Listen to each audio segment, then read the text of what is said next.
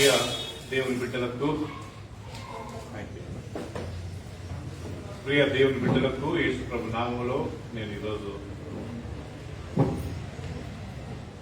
స్వాగతం పలుకుతున్నాను. ప్రియులారా, యూట్యూబ్ ద్వారా వాక్యాన్ని వీక్షించేవారు, ఫేస్బుక్ ద్వారా ఆన్లైన్ వాక్యాన్ని చూసేవారికి, అంతేకాకుండా ఇక్కడ వచ్చిన సంఘానికి, సంఘస్థులందరికీ నా యొక్క వందనాలు చెల్లిస్తున్నాను. Praise the Lord. ప్రియులారా, ఈరోజు దేవుని యొక్క వాక్యాన్ని మనము వినక ముందు ఒక విషయాన్ని నేను మీకు జ్ఞాపకం చేయాలనుకుంటున్నది ఏంటంటే, మార్చ్ 19వ తారీఖున నాకు బైపాస్ సర్జరీ ఆపరేషన్ అయింది. ఈ రోజుకి 9 నెలలు గడిచిపోయిందండి. హల్లెలూయా. 9 నెలలు గడిచి ఆల్మోస్ట్ ఈరోజు ఐ రిమెంబర్ మార్చ్ 19కి నాకు ఆపరేషన్ అయింది. అప్పటి నుంచి ఈ రోజు వరకు దేవుడు ఎంత కృపను నాపై చూపించాడు. ప్రియులారా, పోయిన వారము నేను సాక్ష్యం చెప్పినట్టుగా నేను ధైర్యంగా వెళ్ళానండి ఆపరేషన్ థియేటర్లోకి, నవ్వుకుంటూ వెళ్ళాను. నాకు ధైర్యం ఏంటంటే, ఎంతో మందికి బాగైంది అండ్ దేవుడు రెండోది నేను ఆయన బిడ్డను కదా, ఆయన సేవకుని కదా, తప్పకుండా నాకు కానీ స్వస్థతను అనుగ్రహిస్తాడని ఒక ధైర్యంతో. అండ్ నన్ను ప్రేరేపించింది వినోద్ బ్రదర్. నాకు కొద్దిగా భయం ఉండే, ఆ బెంగళూరుకి వెళ్ళొచ్చిన తర్వాత భయం ఉండే. వినోద్ బ్రదర్ ఏమన్నారంటే, బ్రదర్ ఎంతో మంది ఆపరేషన్ చేసుకుని బాగైందండి, హార్డ్లీ ఒక మంత్, ఆయన ఎంత ధైర్యం ఇచ్చాడంటే, హార్డ్లీ ఒక మంతే అండి, మీరు బాగవుతారు, వెళ్ళండి, ఏమున్నా నేను చూసుకుంటా అన్నాడు అంటున్నారా. అంటే ఆడ దేవుడు చూడండి ఎలా తన సేవకులను వాడుకొని నన్ను ధైర్యపరిచాడు. ఆయన ఆ మాట అన్నాడో లేదా కొండంత ధైర్యం వచ్చేసింది. ప్రియుల మొత్తం అది ఏదెంత వచ్చినా నేను చూసుకుంటాను ఆర్థికంగా, మీరు వెళ్ళండి బ్రదర్ అని ఆయన చెప్పే లోపల ఆటోమేటిక్ గా దేవుడు నాకు ధైర్యాన్ని ఇచ్చి ప్రియులరా ఆపరేషన్ చేసుకోవడానికి కృపను అనుగ్రహించాడు. నాకు అప్పటికి కొద్దిగా సంకోచం ఉండేది, కానీ ఆయన మాట చెప్పిన వెంటనే నాకు కొండంత బలం వచ్చి నేను లోపలికి వెళ్ళాను ప్రియులరా. దాని తర్వాత జరిగిన పరిణామం మీకు తెలుసు. ఆపరేషన్ అయింది, నేను బాగానే ఐసీయూలోకి తెచ్చారు. ఐసీయూలో 3-4 రోజులు పెట్టాలి యాక్చువల్గా, కానీ వాళ్ళు నన్ను 5-6 రోజులు పెట్టారండి. కారణం ఏంటంటే, నాకు అది ఓపెన్ అయిపోయి నా యొక్క బ్లాక్, నేను వామిటింగ్ చేసినప్పుడు నా బ్లాక్ ఓపెన్ అయిపోయి అండ్ నా చెస్ట్ అంతా, నా హార్ట్ అంతా బ్లడ్లో మునిగిపోయి, నా యొక్క ఎదలో నుంచి రక్తం అంతా ఆ మంచమంతా నిండినప్పుడు అక్కడ ఒక డాక్టర్ ఆయన చూసి తక్షణమే డాక్టర్ని పిలిపించి ఆపరేషన్ చేసి మళ్ళా ఎక్కడైతే ఊడిపోయిందో దాన్ని మళ్ళా కుట్లేసి ఆ బ్లడ్ అంతా తీసి నాకు 8 బాటిల్స్ బ్లడ్, నార్మల్గా 1 బాటిల్ సరిపోతుందంటండి బైపాస్ సర్జరీ, 1 లేకుంటే 2 బాటిల్లు, కానీ వాళ్ళు నాకు 8 బాటిల్ బ్లడ్ ఎక్కిచ్చారంట. అలా మేము అనుకున్న దానికంటే అది ఎక్కువనే అయింది. బడ్జెటే కాకుండా ఈవెన్ మేము అనుకున్న ఆపరేషన్ కానీ చాలా ఘోరంగా మారిపోయింది ప్రియులారా. సో దాని తర్వాత నేను బాగానే ఉన్నాను ప్రియులారా. ఆ రోజు నుంచి ఈ రోజు వరకు కొద్దిగా ఇబ్బంది ఉంది, కొద్దిగా అప్పుడప్పుడు నొప్పిగా ఉంటుంది, అప్పుడప్పుడు కొద్దిగా ఆయాసంగా ఉంటుంది, కానీ 99% ఇప్పుడు నేను చాలా నార్మల్గా ఉన్నాను ప్రియులారా. ఎప్పుడన్నా ఈ భుజం కొద్దిగా నష్టం ఉంటుంది, ఈ చెస్ట్ ఇక్కడ ఎక్కడైతే కుట్లేసారో అక్కడ కొద్దిగా పెయిన్ ఉంటుంది. ఆ పెయిన్ ఈ భుజం సైడ్ వచ్చినప్పుడు ఇదంతా బాగా, నేను నైట్ అంతా కొద్దిగా ఇబ్బంది పడ్డాను. సో అదర్వైజ్ నా దేవుని కృపలో చాలా శాతం నేను ఆరోగ్యంగా ఉన్నాను. అది బట్టి నేను వందనాలు తెలుస్తున్నాను. కీర్తన 103వ అధ్యాయము 3వ వచనంలో ఏముందంటే, మన సంకటములను కుదుర్చువాడు ఆయననే అనే మాట. God who heals our disease, అంటే నీ సంకటములను, ఇక్కడ సంకటములు అంటే రోగాలు అని అర్థం. దీన్ని బట్టి నాకు క్లియర్ గా అర్థమైంది ఏంటంటే ప్రియులారా, మనందరి జీవితాలలో, ముఖ్యంగా ఆయన బిడ్డల జీవితాలలో ఈ ఆరోగ్యము, ఈ స్వస్థత, ఇదంతా దేవుడు మాత్రమే ఇవ్వాలి, దేవుడికి మాత్రమే సాధ్యమని దేవుడు వాక్యం సెలవు. అందుకే యేసు ప్రభు ఒకసారి ఒక మాట అంటాడండి, ఏంటంటే రోగులకే వైద్యుడు అవసరము. అంటే దీన్ని బట్టి ఈ రోగమును స్వస్థపరిచేది వైద్యుడు మాత్రమే, ఆ వైద్యాన్ని సిద్ధపరిచేది నేనే అని అక్కడ అర్థం లేదు. సో కాబట్టి నన్ను స్వస్థపరిచింది, ఈరోజు మనందరినీ స్వస్థపరిచింది. నాకు ఒక ఆపరేషన్ అయింది, స్వస్థపరిచాడు. ఇక్కడ మనం కూర్చున్న వాళ్ళందరికీ మనకి ఏదో ఒక సిక్నెస్ కదండి, ఏదో జ్వరమో, ఏదో కోల్డో, ఏదో బీపీయో, ఏదో షుగరో, ఏదో ఒక చిన్న బలహీనతలో మనం సఫర్ అవునప్పుడు మనల్ని స్వస్థపరిచింది ఆయనే కదా, మనకు ఆరోగ్యాన్ని ప్రాప్తించింది ఆయనే కదా. సో కాబట్టి ఈరోజు మనం ఏదో హెల్దీగా ఉన్నాము, ఇదేదో నేను చాలా ఫిట్ బాడీ, నేను వాకింగ్కి వెళ్తున్నాను, నేను నాన్ వెజ్ ఎక్కువ తినను, నాకు ఏ రోగం లేదు, అందుకే ఆరోగ్యంగా ఉన్నాను ఎప్పుడే కానీ మనం అట్లా అనుకోకూడదు ప్రియులరా. ఈరోజు మనం ఏ స్థితిలో ఉన్నా దేవుడు నన్ను ఈ స్థితిలో పెట్టాడు, దేవుడు నాకు కృపనిచ్చాడని మనం దేవునికి థ్యాంక్స్ చెప్పాలా. మీరు బాగా ఆరోగ్యంగా ఉన్నప్పుడు మనం ఏం చెప్పాలంట, దేవునికి మహిమ కలుగునుగా కారాలంట.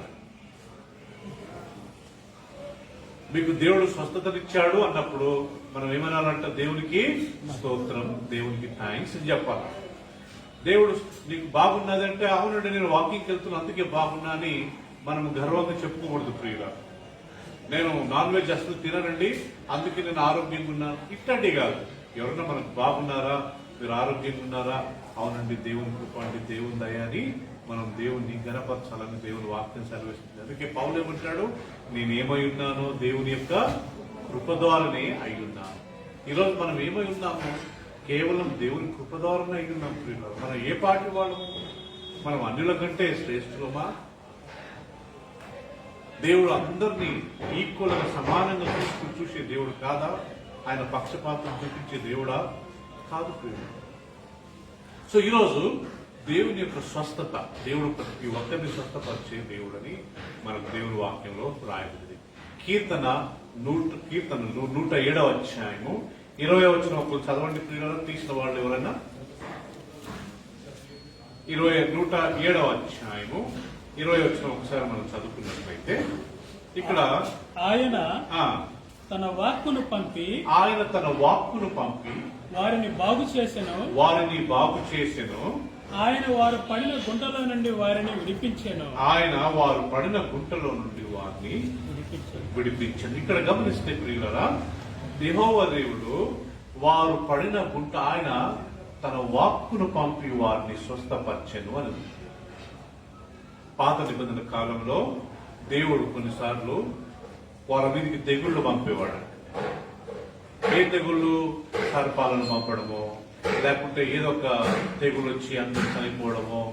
అలా వచ్చి అందరూ చనిపోతుంటే మోషే తక్షణ దేవుడిని అడిగేవాడు, ప్రభువా వాళ్ళని ఐగుప్తు దేశం నుంచి ఇంత దూరం తెచ్చి ఇక్కడ ఎందుకు ప్రభువా చంపేస్తున్నాం? అన్యులు ఏమనుకుంటారు నీ గురించి? అరే వీళ్ళ దేవుడు చివరికి వాళ్ళని తీసుకెళ్ళలేకపోయాడని అనుకుంటారు కదా. ప్లీజ్ నాయన వీళ్ళని చంపొద్దు ప్రభువా, వీళ్ళకి నాయన స్వస్థతను దయచేయండి ప్రభువా అని మోషే ప్రార్థించిన వెంటనే దేవుడు జస్ట్ ఒక చిన్న వాక్కును పంపాడు. సరే స్వస్థత కలుగును గాక అనేవాడండి. అన్న వెంటనే అందరు చనిపోయిన వాళ్ళు, సిక్కున్న వాళ్ళు, నోట్ల నుంచి నురుగు వచ్చే వాళ్ళంతా స్వస్థత పొంది మళ్ళా ఆరోగ్యాన్ని పొందేవారు. ఆయన తన వాక్కును పంపి వారిని బాగు చేశారు. ఆయన వాక్కులో ఎంత బలముందో మనందరికీ తెలుసు. దేవుడు ఆది కాండము 1వ అధ్యాయం 1వ వచనంలో వెలుగు కమ్మనగా ఈ సెడ్ వెలుగు కమ్మని పలికెను. ఆయన పలికిన వెంటనే వెలుగాయేను. దేవుడు భూమి మీద ఉన్న నీళ్లు సపరేట్ కావాలా, వేరుపరచబడాలి అన్న పలుకగా భూమి మీద ఉన్న నీళ్లు పైకి అవి మేఘాలుగా మారాయి. దేవుడు పక్షులు కమ్మనగా పక్షులాయను. దేవుడు చేపలు కలగమనగా చేపలాయను. దేవుడు సూర్య చంద్ర నక్షత్రాలు కలగమని చెప్పగా అవి కలిగించు. దేవుని మాటలో శక్తి ఉంది. అందుకే ఆయన తన వాక్కును పంపి వారిని బాగు చేసెను. మనం చదివే ఆయన వాక్యము, మనం వినే ఆయన వాక్యము అదే వాక్యం అండి. 107వ కీర్తన 20లో మనం చదివాం కదా. ఇప్పుడు మనం వినే వాక్యం కానీ అదే వాక్యం. ఇప్పుడు మనం ప్రతిరోజు ఇంట్లో చదివే వాక్యం కానీ అదే వాక్యం. ఆయన తన వాక్కును పంపి ఒక మాట చెప్తే చాలు. ఒక శతాధిపతి యేసు ప్రభు దగ్గరికి వచ్చాడు. వచ్చి ఏమనంట, యేసయ్యా నా యొక్క ఆ ఇంట్లో నా పని మనిషి అనారోగ్యంగా ఉన్నాడయ్యా అంటే యేసుప్రభు అంటాడు, సరే నేను వచ్చి అతన్ని స్వస్థపరుస్తాను అన్నాడు. అప్పుడు ఆయన ఏమన్నాడు, అయ్యా నువ్వు మా ఇంటికి రావడానికి నేను యోగ్యుణ్ణి కాను. అంటే నువ్వు దేవుడవయ్యా, నేను నీ సృష్టిని, నేను ఏ పార్టీ వాడాను ప్రభు. సో కాబట్టి నువ్వేం చేయేసయ్యా, నువ్వు మా ఇంటికి వచ్చి అంత దూరం నువ్వు వచ్చి ప్రయాసపడడం కంటే ఒక నోటి మాట పలుకు, ఒక మాట చెప్పయ్యా చాలు. అప్పుడు యేసు ప్రభు ఆ మాట విని ఏమయ్యాడట, ఆశ్చర్యపడిపోయాడు. మొత్తం కొత్త నిబంధనలో రాజేష్ యేసు ప్రభు ఫస్ట్ టైం ఆశ్చర్యపడ్డాడని ఫస్ట్ టైం రాయబడ్డాడు. అంటే యేసు ప్రభును ఆశ్చర్యపరిచేది ఒకటే ఒకటి ఉందంట, అదేంటంట మన విశ్వాసం. నమ్మలంతే, దేవుడు స్వస్థపరుస్తాడు అంతే, ఇంకా వదిలేసుకోవాలి అంతే. ఐ బిలీవ్ ప్రభు, ఇంకా దాని తర్వాత నువ్వు చంపుతావో నన్ను స్వస్థపరుస్తావో లేకపోతే నా అనారోగ్యంగా నేను చనిపోతున్నా అది నీ ఇష్టం ప్రభు, బట్ నేను మాత్రం హృదయపూర్వకంగా నమ్ముకున్నాను, నువ్వు నన్ను స్వస్థపరిచే వాడువు. ఆ శతాధిపతి ఇంటికి వెళ్ళి చూసినప్పుడు కరెక్ట్ ఎప్పుడైతే యేసు ప్రభు ఆ మాట చెప్పాడో అదే సమయంలో ఆ యొక్క శతాధిపతి యొక్క దాసుడు స్వస్థత నొందినట్టుగా మనం దేవుని వాక్యంలో గమనిస్తాం. అంటే ఆయన వాక్కులో శక్తి ఉంది. ఆయన తన వాక్కును పంపి వారిని బాగు చేసి, ఎవరిని, ఈ యొక్క తెగుళ్లతో చనిపోతున్న వారిని, అనారోగ్యంతో బాధపడుతున్న వారిని, రోగాలతో, కుష్ఠరోగులతో. యేసు ప్రభు నోటి మాటతో కుష్ఠరోగులను స్వస్థపరచలేదా? మత్తయి సువార్త 8వ అధ్యాయం చివరి వచనం చూస్తే ఆయన దయ్యములను నోటి మాటతో వెళ్ళగొట్టెను, ప్రతి రోగములను నోటి మాటతో స్వస్థపరచు. ఆయన నోటి మాట, ఒక మాట చెప్తే చాలంట ప్రియులరా, అంత బలమైన మాట. అందుకే దేవుని వాక్యం ఎవరైనా మనకు చెప్పేటప్పుడు అది దేవుని మాట కాబట్టి అది బలంగా మన దగ్గరికి వస్తుంది. కాబట్టి ప్రియులరా, విశ్వాసంతో అది మనం దాన్ని అంగీకరించాలి. అది దేవదానం కానివ్వండి, బ్రదర్ అలెగ్జాండర్ కానివ్వండి, ఇక్కడ ఎవరైనా కానివ్వండి, వాక్యం చెప్తున్నప్పుడు ఇది ఆయన మాట, మనం ఆయనను గౌరవిస్తున్నాం. ఇప్పుడు ఆయన వాక్యం డైరెక్ట్ గా మన దగ్గరకు రాదు కాబట్టి ఆయన దాసుల ద్వారానో ఆయన యొక్క సేవకుల ద్వారానో ఆ వాక్యం మనకు దేవుడు పంపుతాడు. ఆది కాండం నుంచి ఈ రోజు వరకు కదా దేవుడు మనుషులను పంపకుండా తన వాక్కులు ఎవరికి ప్రకటించలేదు. ప్రతిదానికి ఒక మధ్యవర్తి అవసరం. ఆ మధ్యవర్తి మనుషులను దేవుడు ఎక్కువగా వాడుకున్నాడు. ఎప్పుడో ఒకసారి కాకులను, ఎప్పుడో ఒకసారి చేపను, ఎప్పుడో ఒకసారి పశువుల గురించి. బట్ యాక్ట్స్ 99%, 99.9% దేవుడు ఎక్కువ తన సాధనగా వాడుకున్నది ఎవరినంట, మనుషులనే. మేబీ నా జీవితం కొద్దిగా పాపంలో ఉండొచ్చేమో, కానీ ఒక్కొక్కసారి నేను ఆయన వాక్యాన్ని తీసి చెప్పినప్పుడు, ఇప్పుడు నా జీవితంగా ముఖ్యమే, కానీ అది ఆయన వాక్యం కాబట్టి ప్రియులరా అది చాలా బలంగా ఉంటుంది.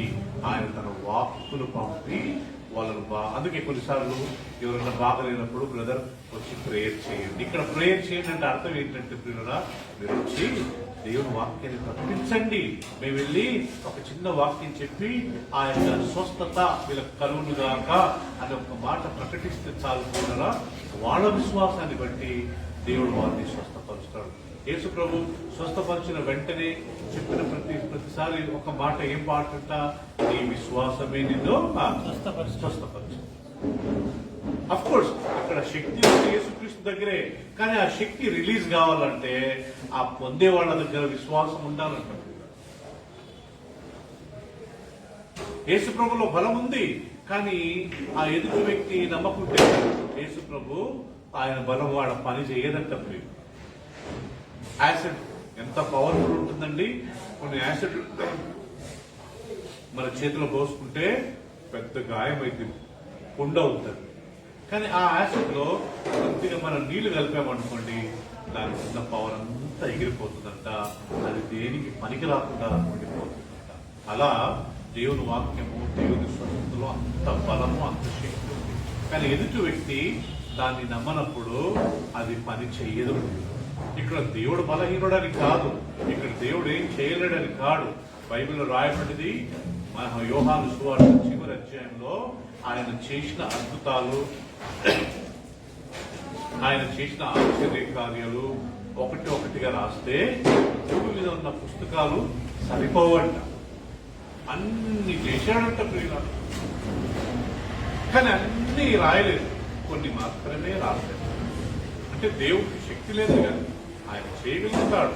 కాకపోతే ఎదుటి ఉన్న వ్యక్తి విశ్వసించినప్పుడు ఆ యొక్క క్రియలు జరుగుతాయంట. ఆయన తన వాక్కులు పంపి ఆ రోజు యేసు దేవుడు భూమి కలుగును గాక, ఆకాశం కలుగును గాక, వెలుగు ఒక మాట చెప్పాడు అంతే. యేసు ప్రభు అంటే ఆ యొక్క శతాధిపతి అంటే ఒక మాట చెప్పు ప్రభు స్వస్థపడతాడు. నేను సిక్కున్నప్పుడు చాలా మంది నా గురించి ప్రేయర్ చేశారు. అండ్ కొంతమంది ఫోన్లు చేసి కానీ ప్రేయర్ చేశారని విన్నాము. మా దగ్గర కాల్ బ్రదర్ వస్తారు, ఆయన చెప్తున్నాడు, బ్రదర్ నేను తక్షణమే జీసస్ కాల్స్ వాళ్ళకు చెన్నైలో ఉన్న వాళ్ళకు నేను ఫోన్ చేశాను, వాళ్ళు ప్రేయర్ చేశారు.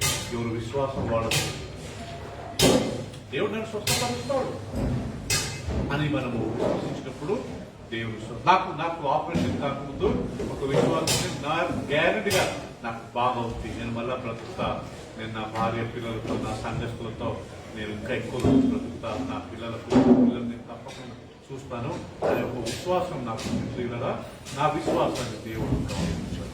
మన విషయంలో క్లియర్గా ప్రాబ్లమ్స్ రావని కాదు, అనారోగ్యం రావని కాదు, మనందరికీ ఏదో ఒక రకంగా బీపీఓ, షుగరో, లేకపోతే థైరాయిడ్ ఏదో ఒకటి ఉన్నాయి. అంత మాత్రాన మనం ఏదో పాపం చేశాము, దేవుడి శాపం మనకు వచ్చిందని మనం అనుకోకూడదు. ప్రియులారా, ఏలియా పరలోక రాజ్యానికి ఎత్తబడ్డాడు, కానీ ఎలీషా మరణకరమైన రోగం వచ్చి చనిపోయాడు అని. ఏలియా ఎత్తబడ్డాడు, ఎలీషా మరి ఎందుకు మరణకరమైన రోగం వచ్చి చనిపోయాడు అంటే ప్రియులారా, ఆయన మన పాపం చేశాడా, ఆయన దేవుని విరోధంగా తప్పు చేశాడా అని మనం అనగలుగుతామా? హెబ్రోన్ సంఘస్థుడైన స్థాపకుడైన భగత్ గారు ఆయన 15 సంవత్సరాలు మంచం మీద పడ్డాడంటండి. నేను ఒకసారి వెళ్ళానండి, ఆయన ఒక చిన్న గ్లాస్ నుంచి చూశాను, ఆయన 2 కాళ్ళు చేసుకుంటూ పడిపోయినాయి, దొల్లుగా ఉంది. ఒక చైర్లో కూర్చున్నాడు, ఒక భార్య భర్త ఆయన తుడుచుకుంటూ ఆయనకు వాళ్ళ కొడుకు స్నానం చేసి అలా ఒక రోజుకు ఒక ఫ్యామిలీ వెళ్ళి ఆయనకు ఉపచారం చేసేవాడు, వంట చేసేవాడు అంటారు, ఒకడు ఆయన స్నానం చేయించేవాడు, వాళ్ళ కొడుకు బట్టలు ఇచ్చేవాడు. అలా ఆయన 15 సంవత్సరాలు బలహీనుడై ఆ బెడ్ మీద. మరి దేవుడు స్వస్థపరిచి ఉండొచ్చు కదా, మనకు తెలియదు ప్రియులారా. ఆయన అలాగే సిక్నెస్ చనిపోయారు. సో సిక్నెస్ వచ్చిన మాత్రాన, రోగం వచ్చిన మాత్రాన, మనకేదో ఆపరేషన్ అయిన మాత్రాన, మనకేదో షుగర్ బీపీ ఉన్న మాత్రాన, మనమేదో దేవునికి విరోధంగా పాపం చేశాము, దేవుని శాపం మన మీద ఉందని ఎప్పుడు అనుకోకూడదు ప్రియులారా. It's a part and parcel. మన వాతావరణాన్ని బట్టి మనం సిక్ కావచ్చు, తల్లిదండ్రులకు కొన్నిసార్లు ఉండే రోగాన్ని బట్టి మనం సిక్ కావచ్చు, అది అలా వచ్చిందంతే. మనం తినే ఆహారాన్ని బట్టి మనం సిక్ కావచ్చు,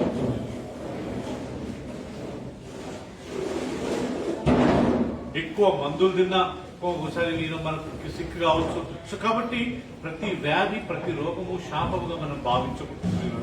కొన్నిసార్లు మనం తినే తిండి వల్ల, మన వాతావరణం వల్ల మనం కష్టపడవచ్చు, దానివల్ల మనకు సఫర్ కావచ్చు అని మనం అనుకోవాలండి.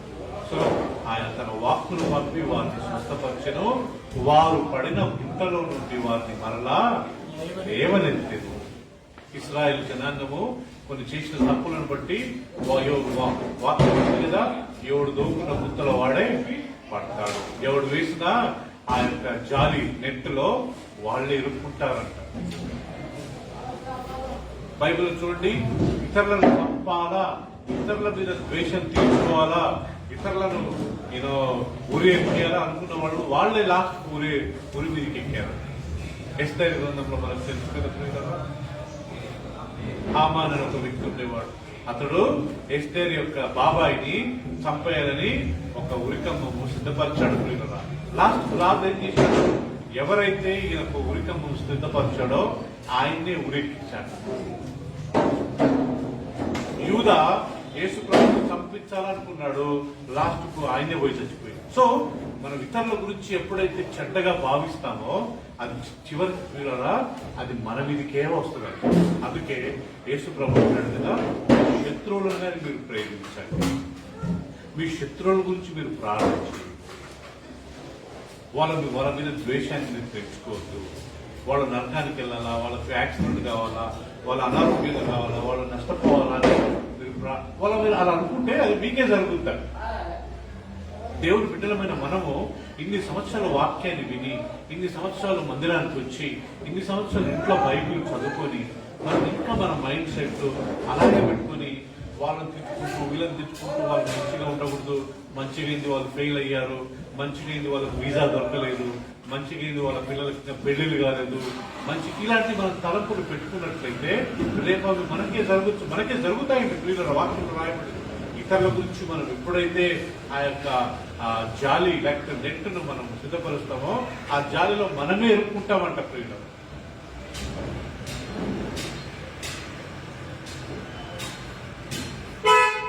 వారు పడిన గుంటలో నుండి దేవుడు లాస్ట్ వారిని లేపడిసరి పోనీలే. దేవుడు ఎంత మంచోడు చూడుతుంది కదా.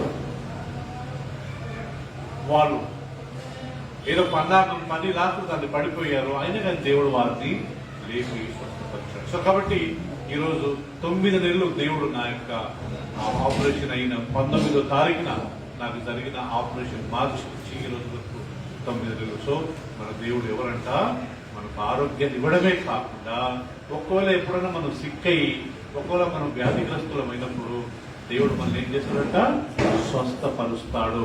ఆయన తన వాక్కును పంపి వారిని బాగు చేసెను, వారు పడిన గుంటలో నుండి వారిని లేవనెత్తెను అని దేవుని వాక్యం స్పష్టంగా మనకు ప్రకటిస్తుంది. ఇప్పుడు మనం ముఖ్యమైన వాక్యంలోకి వస్తామండి. అది ఏదంట, నిర్గమాకాండం 15వ అధ్యాయం 26వ వచనం. నిర్గమాకాండం 15వ అధ్యాయం 26వ వచనం అండి. Book of Exodus 15:26. మీ దేవుడైన యెహోవా వాక్కును శ్రద్ధగా విని ఆయన దృష్టికి న్యాయమైనది చేసి ఆయన ఆజ్ఞలకు విధేయులై ఆయన కట్టడలన్నీ అనుసరించి నడిచిన ఎడల నేను ఐగుప్తులకు కలుగజేసిన రోగములలో ఏదీ మీకు రానివ్వను, నిన్ను స్వస్థపరచు యెహోవాను నేనే అనెను. మరలా చదువుతాను వినండి. మీ దేవుడైన యెహోవా వాక్కును శ్రద్ధగా విని ఆయన దృష్టికి న్యాయమైనది చేసి ఆయన ఆజ్ఞలకు విధేయులై ఆయన కట్టడలన్నీ అనుసరించి నడిచిన ఎడల నేను ఐగుప్తులకు కలుగజేసిన రోగములలో ఏదీ మీకు రానివ్వను. దాని తర్వాత అంటాడు, నిన్ను స్వస్థపరచు యెహోవాను నేనే. If you listen the word of God carefully and do what is right in his sight and obey his commandments, then I will not send any of these diseases which I have sent on Egyptians. Then he said, I am the Lord that heals you. ఇక్కడ 107వ కీర్తన 20వ వచనంలో ఏం చూశాము, ఆయన తన వాక్కును పంపి వారిని బాగు. ఇక్కడ దేవుడే స్వస్థపరిచేవాడు ప్రియులరా. మనందరం ఈరోజు ఆరోగ్యం ఉందామంటే ఆయనే కృప. మనందరం ఒకరోజు కాకుండా ఒకరోజు మనం హాస్పిటల్ అడ్మిట్ అయిన వాళ్ళమే. మనందరికి ఒకరోజు కాకుండా ఒకరోజు జ్వరం వచ్చిన వాళ్ళమే. మనందరికి ఎవరికో బీపీఓ షుగరో థైరాయిడో ఏదో చిన్న వ్యాధి ఉన్న వాళ్ళమే. ఈరోజు మన స్వర్ణ వాళ్ళ హస్బెండ్ మన దగ్గర ప్రసాద్ గారు ఉన్నారు. ఆయనకు క్యాన్సర్ ప్రాబ్లం ఉండే. ఒకసారి కళ్ళలో నీళ్ళు వస్తే ఆయన తెచ్చుకుంటే ఆయన నా భర్తకు దేవుడు పుట్టాడండి. 10 సంవత్సరాలు దాటిపోయింది, క్యాన్సర్ లేదేమో. ఆయన చూడండి ఇంత నార్మల్గా ఉంటారు. సో మనం ఏదో ఒక దేవుడు స్వస్థపరుస్తాడంటే దేవుడు నేను స్వస్థపరచు యెహోవాను నేనే. ఎవరు చెప్పారు? మీ మందుల ద్వారా. ఎవరు చెప్పారు? హాస్పిటల్స్ ద్వారా. వారిని నేను సాధారణంగా వాడుకొని మీకు స్వస్థపరిచింది నేనే. ప్రియులరా, ఒక్కొక్కసారి దేవుడు డైరెక్ట్ గా సేవకులను పంపి మన తల మీద చేపెట్టి ప్రార్థన చేసినప్పుడు మనకు స్వస్థత కలుగుతుంది. ఎగ్జాంపుల్, ఉదాహరణకు యేసు ప్రభు కొంతమంది చేతులు వచ్చిన కళ్ళు వచ్చాయి. ఒక స్థలంలో యేసు ప్రభు ఉమ్ము ఊసి ఆ మట్టిని ఆయన తీసుకుని ఆయన గుడ్డివానికి రాసి నువ్వు వెళ్ళి ఆ నీళ్ళలో కడుక్కోమన్నప్పుడు అక్కడ ఒకసారి కడుక్కున్నాడు. రెండోసారి నాకు అయ్యా మనుషులందరూ చెట్ల మాదిరి కనపడుతున్నప్పుడు యేసు ప్రభు రెండోసారి వెళ్ళి కడుక్కోమన్నాడు. అక్కడ వెళ్ళి కడుక్కున్నాడు, బాగా. సో కొన్నిసార్లు దేవుడి స్వస్థత డైరెక్ట్ గా సేవకుల ద్వారా, ఒక పాస్టర్ ద్వారా, ఆయన ప్రవక్తల ద్వారా తల మీద చేపెట్టి ప్రార్థన చేసినప్పుడు బాగైంది. కానీ కొన్ని రోగాలు, కొన్ని వ్యాధులను దేవుడు మనల్ని హాస్పిటల్కి పంపి అక్కడ స్వస్థ పొందమని చెప్తాడు. నేను హాస్పిటల్కి వెళ్ళను, నేను మందులు తినను, నేను విశ్వాసంలో ఉంటానంటే అది గుడ్డి నమ్మకం. ప్రియులారా, ఇక్కడ దేవుడు అలాంటి విశ్వాసాన్ని ఆయన అంత గణపరచడు. అవును, మనకు అలాంటి ఫెసిలిటీస్ లేనప్పుడు మనం మందులు తీసుకోలేదు, దేవుడు ఇంకా ఏం ఇప్పుడు అడవిలో ఉన్నామండి, అడవిలో ఉండి ఫుల్ వామిటింగ్ అవుతుంది, బ్లడ్ వామిటింగ్ అవుతుంది, మోషన్స్ అవుతున్నాయి, మందులు ఉండవు. అక్కడ టైంలో ఏం చేస్తాం? ప్రభువా ఇది మీ ప్రభువా, అక్కడ అవైలబిలిటీ మనకు అలాంటి వస్తువులు లేవు. అదే మనం హైదరాబాద్కి వచ్చాము, సిటీలో ఉన్నాము, మనకు హాస్పిటల్ దగ్గర ఉంది, మనకు ఎల్డోపా అనే ఒక ఇది ఉంది. సో కాబట్టి ఈ మందులు ఉన్నాయి కాబట్టి మనకు అనుకూలంగా ఉన్నాయి కాబట్టి మనం తీసుకోవడంలో తప్పే ఉంది. ఒకప్పుడు విమానాలు లేవు, అందరూ ఎద్దుల బండ్ల మీద ప్రయాణం చేసేవారు. ఇప్పుడు ఎద్దుల బండి మీద వెళ్తామా? ఫెసిలిటీ దేవుడు మనకు ఆ ఫెసిలిటీ కలిగించాడు కాబట్టి దాన్ని వాడుకోవడంలో తప్పు ఏం లేదు. హాస్పిటల్స్, మందులు, డాక్టర్లు, చికిత్స, ఇవన్నీ ఈవెన్ పాత నిబంధనలు లేదా కొత్త నిబంధనలు లేదా మందుల గురించి బామ్ ఆఫ్ గిలియాదు అనే ఒక ఇదంట మనం. సో దాన్ని వాళ్ళు అప్లై చేసినప్పుడు వాళ్ళకు స్వస్థత కలిగేదంటాడు. మంచి సమరయుడు, గుడ్ సమారిటన్, ఒక వ్యక్తి వెళ్తున్నప్పుడు ఎరికో నుంచి యెరూషలేము నుంచి ఎరికోకి వెళ్తున్నప్పుడు దొంగలు ఆయన పట్టుకుని కొట్టి ఆల్మోస్ట్ హాఫ్ డెడ్ అంటే రోడ్డు మీద పడినప్పుడు ఒక యాజకుడు వచ్చి చూసినట్టు వెళ్ళిపోయాడంట. ఒక ఏమనండి లేవీయుడు వచ్చి చూసినట్టు వెళ్ళిపోయాడు. కానీ ఈ యొక్క సమరయుడు వచ్చి ఆయన రక్తం కాల్చడం చూసి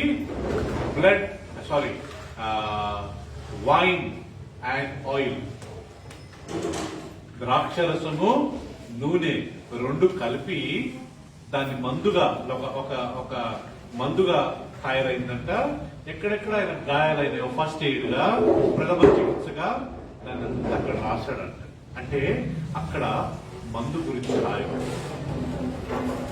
డాక్టర్ లూకా ఎవరయ్యా అంటే ఆయన ఒక డాక్టరే. ప్రియులరా,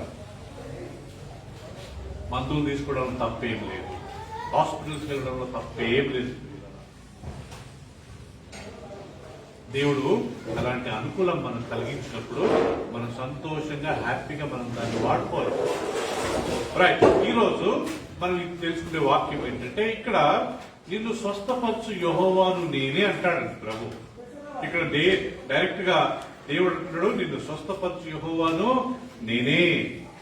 ఇక్కడ కూర్చున్న ప్రతి ఒక్కరిని సంపూర్ణంగా స్వస్థపరిచేది నేనే. కానీ ప్రియులారా, ఇక్కడ దేవుడు ఒక 3 కండిషన్స్ చాలా చక్కగా మనకు వివరించాడు. ఇప్పుడు ఒకవేళ మనం దీన్ని చేశామనుకోండి, ఈ 3 కండిషన్లు మనకు అయినంత వరకు దేవుడు ఎలాంటి రోగం పంపకుండా చూస్తాడు, ఒకరు వచ్చినా కానీ స్వస్థపరుస్తాడు. ఇవి మనం చేయకుండా మనకి ఇష్టం వచ్చినట్టుగా జీవిస్తే మనకు కొద్దిగా అనుమానం కలుగుతుంది నా యొక్క అభిప్రాయం. అది ఏంటంట, మీ దేవుడైన యెహోవా వాక్కును శ్రద్ధగా విని. ఒకసారి నేను ఎప్పుడో చెప్పాను ఈ వాక్యం ప్రియులారా, ఈరోజు కొన్ని కొత్త కోణాలు మనం గమనిస్తాం. మొదటిదిగా మనకు స్వస్థత కలగాలి, మనకు సంపూర్ణంగా దేవుడు స్వస్థతను అనుగ్రహించాలి అంటే ఏం చేయాలంటే దేవదానం తన వాక్కును శ్రద్ధగా వినాలంట. ఎలా వినాలంటే వాక్యము ఆసక్తిగా, ఇంగ్లీష్ లో hear the word of God concentratively, carefully, ఆసక్తిగా, శ్రద్ధగా, చాలా ఇంట్రెస్ట్ గా. పోయిసారి క్రిస్ ఈ రిక్కిని చూసినాం కదా, వాళ్ళు ఎంత అలెగ్జాండర్ వాక్యం చెప్తుంటే వాళ్ళు ఎంత ఆసక్తిగా వెయిటింగ్ ఆన్సర్స్ చెప్పడానికి. అలా వాక్యం చెప్పేటప్పుడు అది ఎవరైనా కానీ ప్రియులారా మన మందిరంలో మన వాక్యం చెప్పేటప్పుడు ఆసక్తిగా శ్రద్ధగా వినాలంట.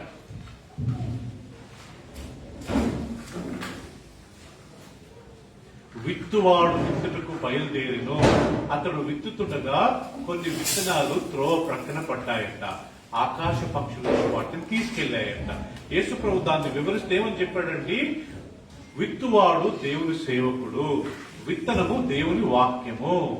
విని శ్రద్ధగా గ్రహించని వాడు, దాన్ని గ్రహించలేదు, శ్రద్ధగా వినలేదు. ఊరికి విన్నట్టుగా ఉన్నాడే కానీ దాన్ని శ్రద్ధగా వినలేదు. సాతానుగాడు వచ్చి ఆ విత్తిన వాక్యాన్ని తీసుకెళ్లాడు. సో ఆసక్తిగా వినకుంటే జరిగే నష్టం ఏంటి తెలుసా అండి? ఇప్పుడు మన విన్న వాక్యము సాతానుగాడు వచ్చి తీసుకెళ్తాం, ఇంకా మనం మర్చిపోతాం. నెక్స్ట్ వారము, ఒక 2 వారాల తర్వాత అడగండి ఏం చెప్పారు వాక్యం అంటే మనం మర్చిపోతాం.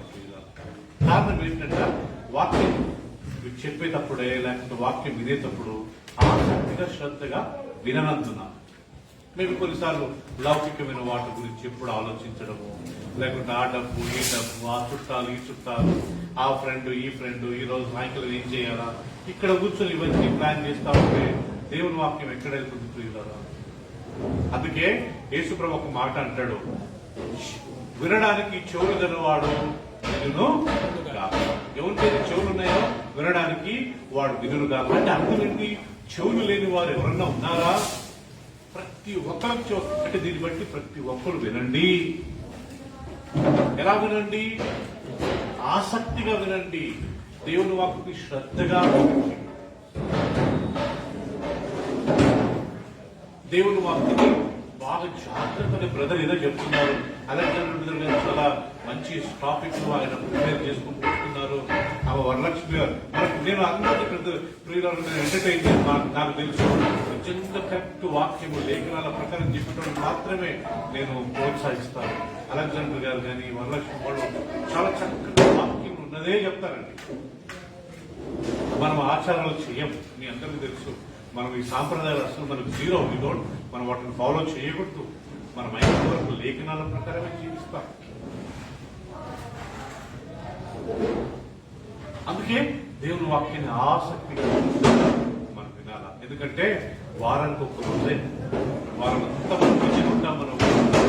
మన చుట్టాలు, మన బంధువులు, మన స్నేహితులు అందరూ వస్తూనే ఉంటారు. వాటి మీద మన సంపాదన, మన ఖర్చులు ఇవన్నీ ఉంటాయి. కానీ వారానికి ఒక 2 గంటలే 10:30 నుంచి 12:30 వరకు మనం దేవుని సన్నిధికి వస్తాం.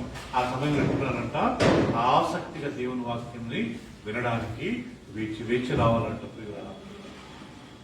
మనం ఆసక్తిగా లేకపోతే ప్రియులరా ఏదో అందరి మాదిరి వచ్చాము వెళ్ళిపోయాము అన్నట్టుగా ఉండకూడదు. ఒక్కసారి వింటే చాలు ప్రియులరా. నాకు బాగా గుర్తుంది, నేను ప్రభుని నమ్ముకున్న కొత్తలో బ్రదర్ అలెగ్జాండర్ గారు, నేను ఆ రోజు సండేస్ ఫెలోషిప్కి వెళ్ళేవాడిని. కనీసం 1 సంవత్సరం వరకు కొన్ని వాక్యాలు ఇప్పుడు గుర్తుండే, ఆదివారం చెప్పే వాక్యాలు. ఆ బ్రదర్ ఒక ఆయన స్టాండ్ లైన్ ఉండేవారు. ఆయన వాక్యాలు చెప్తుంటే మేమంతా షేక్ అయ్యేవాళ్ళం, ఒళ్ళంతా గందరిచ్చేదనమాట. రిమెంబర్ ఇప్పటికి కొన్ని వాక్యాలు. ఒక రోజు ఒక బ్రదర్ వాక్యం చెప్పారు, మన పాపాను మనం ఒప్పుకుంటే మన దేవుడు నమ్మదగిన వాడు, క్షమిస్తాడు. అదొక్క నా జీవితాన్ని మార్చింది. ఆ ఒక్క వాక్యం, పాపాలు ఒప్పుకుంటే దేవుడు నన్ను కానీ క్షమిస్తాడా అమ్మా అని చెప్పి అప్పుడు నా పాపాలు ఒప్పుకుని ఏడ్చాను. ప్రభా నువ్వు నీ వాక్యం ఉంది కదా, ఇది నా పాపాలు ఒప్పుకుంటా, ఇక మీదట వాటి జోలికి వెళ్ళను ప్రభా, నన్ను క్షమించమని నా పాపాలు ఆ రోజు ఆసక్తిగా విన్నాను కాబట్టి, దాన్ని నేను ఒప్పుకున్నాను కాబట్టి దేవుడు నా పాపాలు క్షమించాడు.